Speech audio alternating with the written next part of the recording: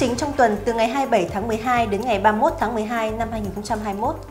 Tăng trưởng GDP quý 4 đạt 5,22% và tăng trưởng GDP cả năm 2021 đạt 2,58%, thấp nhất trong giai đoạn 2011-2021. CPI tháng 12 giảm 0,18% so với tháng trước và CPI cả năm 2021 tăng 0,81% so với năm 2020. Việt Nam xuất siêu 4 tỷ USD trong năm 2021. Tính đến 29 tháng 12, tăng trưởng tín dụng ước đạt 12,97%. Kính chào quý nhà đầu tư đã đến với bản tin tuần của chứng khoán NH Việt Nam.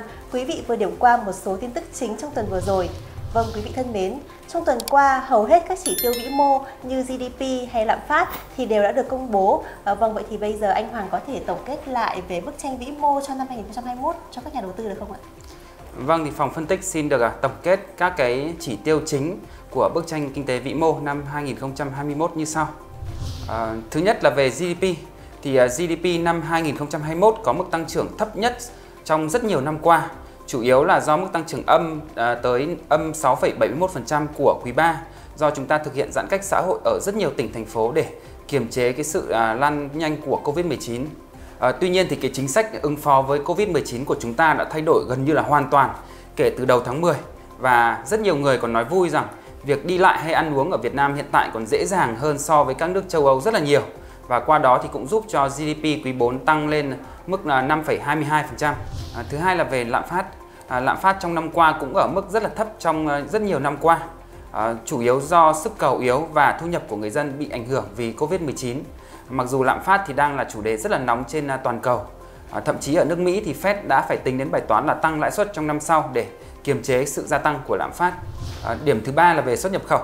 Thì trong cái bức tranh chung vẫn còn rất nhiều khó khăn của nền kinh tế Việt Nam trong năm qua thì có thể nói xuất nhập khẩu là điểm sáng lớn nhất.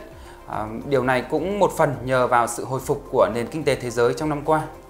Cụ thể là xuất khẩu trong năm vừa qua tăng trưởng tới 19% so với cùng kỳ, mức tăng trưởng cao nhất trong vòng 4 năm qua và thậm chí mức tăng trưởng này còn cao hơn so với cả năm 2018 và 2019 khi mà Covid-19 còn chưa xuất hiện.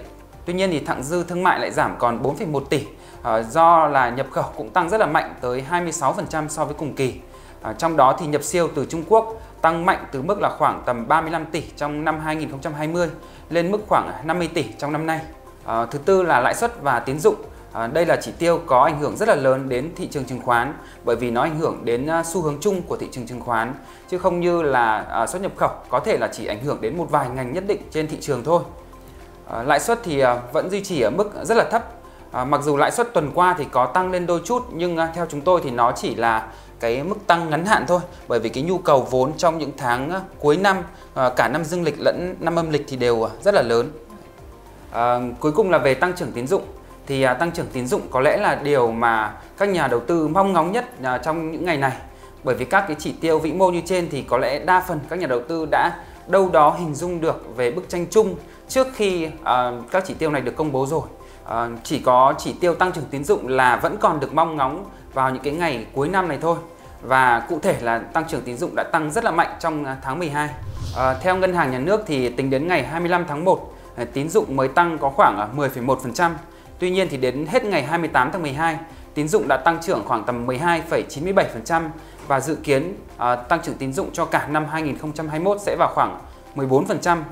Như vậy thì chỉ trong khoảng tháng 12 thì tín dụng đã tăng trưởng khoảng 2,87% và trong 3 ngày còn lại của năm 2021 thì dự kiến tín dụng sẽ còn tăng hơn 1% nữa. Và đây sẽ là thông tin rất hữu ích với thị trường chứng khoán trong những tháng đầu năm của năm 2022 tới. Ngoài ra thì mọi người cũng dễ dàng nhìn thấy rằng năm 2021 sẽ là năm đầu tiên mà tăng trưởng tín dụng cao hơn so với cùng kỳ, tức là cao hơn so với năm trước. Sau rất nhiều năm, tức là kể từ năm 2016 thì tăng trưởng tín dụng đều thấp hơn so với năm trước. Điều này thì càng phản ánh rõ ràng hơn cái chính sách là nới lỏng tăng trưởng tín dụng để kích thích tăng trưởng kinh tế từ Ngân hàng Nhà nước. Nói tóm lại thì bức tranh vĩ mô chung của năm 2021 vẫn là tương đối ổn định với lãi suất và lạm phát ở mức thấp. Nền kinh tế thì cũng có nhiều khó khăn do cái giai đoạn giãn cách kéo dài mang lại. Tuy nhiên thì tăng trưởng tín dụng và chính sách tiền tệ thì vẫn tiếp tục mở rộng để kích thích tăng trưởng kinh tế. Dạ vâng, cảm ơn anh về những chia sẻ vừa rồi. Sau đây thì anh Hoàng có thể tổng kết thị trường chứng khoán tuần qua được không ạ? Trong tuần qua thì VN Index tăng 21 điểm, tương đương với mức tăng 1,4%. Một phần cũng nhờ lực đẩy từ làn sóng chốt NAV cuối năm. Như vậy thì VN Index đã đóng cửa năm 2021 với số điểm là 1.498 điểm, tăng 35,7% trong năm 2021. Và đây là năm VN Index có mức tăng cao nhất kể từ năm 2017. Tuy nhiên thì mức độ phân hóa trên thị trường là khá sâu sắc. Dòng tiền thì tìm đến nhóm ngân hàng, có thể là cũng với mục đích là đẩy chỉ số. Nhóm dầu khí cũng tăng khá tốt nhờ giá dầu thế giới tăng. Ngoài ra thì nhóm xây dựng với các cổ phiếu như là CTD hay Hòa Bình cũng tăng nhờ kỳ vọng giá vật liệu xây dựng thì đang giảm. Tuy nhiên thì nhóm thép và nhóm công nghệ thông tin thì vẫn tiếp tục giảm trong tuần qua. Ngoài ra thì nhóm dược phẩm cũng giảm do các thông tin liên quan đến Covid-19 và biến chủng Omicron thì cũng đã dần phai nhạt rồi. Thanh khoản tuần qua thì giảm khá là mạnh, 24% so với tuần trước và giảm ở tất cả các nhóm ngành. Áp lực bán thì nhìn chung cũng đã thấp lắm rồi, nhưng mà dòng tiền tức là lực mua thì chúng tôi vẫn nói đùa là nó đang đi chơi ở đâu đó, nên chúng ta vẫn phải chờ đợi cái dòng tiền đi chơi xong thì sẽ quay trở về và tiếp tục đẩy thị trường vượt qua ngưỡng là 1.500 điểm. Dạ vâng, vậy tình hình mua bán của khối ngoại cũng như là diễn biến về lãi suất tỷ giá trong tuần qua như thế nào, và không biết là tuần này khối ngoại còn tiếp tục bán dòng không ạ thưa anh? Rất là may mắn là tuần này thì khối ngoại đã quay trở lại mua dòng với giá trị là 205 tỷ. Các mã được mua nhiều là Vinhome, CTG, Kinh Bắc và VRE. Trong khi đó các mã bị bán ra nhiều là CEO, Masan và Hòa Phát. Lãi suất liên ngân hàng thì tăng khá là mạnh giữa tuần nhưng lại giảm trong ngày cuối tuần, và đóng cửa thì lãi suất qua đêm liên ngân hàng giảm 7 điểm cơ bản về mức là 0,98%, và lãi suất trái phiếu chính phủ kỳ hạn 3 năm thì tăng 15 điểm cơ bản lên mức là 0,9%. Tỷ giá thì giảm 155 đồng về mức là 22.630 đồng và 22.940 đồng cho chiều mua và bán. Vâng, vậy không biết trong tuần này sẽ có thông tin gì có thể gây ảnh hưởng đến thị trường chứng khoán không ạ thưa anh? Về mặt thông tin thì tuần này cũng không có nhiều thông tin. Tuy nhiên thì theo chúng tôi sẽ có một điểm khá là tích cực với thị trường chứng khoán trong tuần này. Đó là chúng ta kỳ vọng là dòng tiền margin của các công ty chứng khoán sẽ quay trở lại với thị trường. Trong các tuần cuối năm thì thông thường các công ty chứng khoán sẽ phải xả bớt số dư margin ra để đảm bảo các cái tỷ lệ an toàn vốn theo quy định của Ủy ban Chứng khoán Nhà nước. Ví dụ như là hệ số an toàn vốn hay là cái tỷ lệ số dư margin trên vốn chủ sở hữu chẳng hạn. Tuần này thì đã sang năm 2022 rồi, tức là năm 2021 thì đã qua rồi và các công ty chứng khoán đã chốt sổ cho năm 2021 rồi. Do đó thì chúng ta kỳ vọng rằng trong tuần này các công ty chứng khoán sẽ mở lại van margin cho các nhà đầu tư và giúp cho cái dòng tiền lớn nó sẽ quay trở lại với thị trường chứng khoán.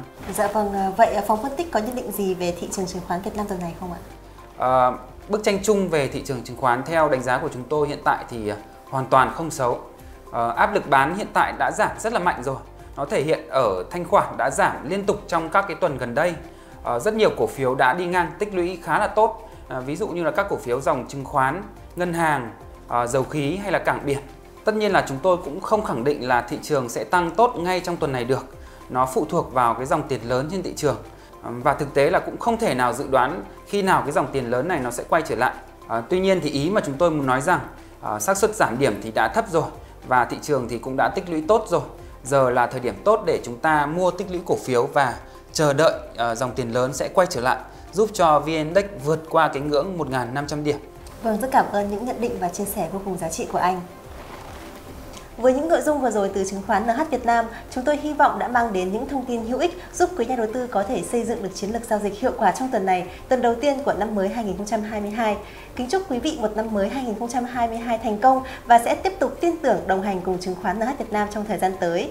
Bản tin của chúng tôi được phát vào thứ Hai hàng tuần trên kênh YouTube chứng khoán NH Việt Nam. Hãy đăng ký theo dõi kênh và nhấn vào chuông thông báo để có thể đón nhận những thông tin sớm nhất. Còn bây giờ, xin chào và hẹn gặp lại quý vị trong những bản tin tiếp theo.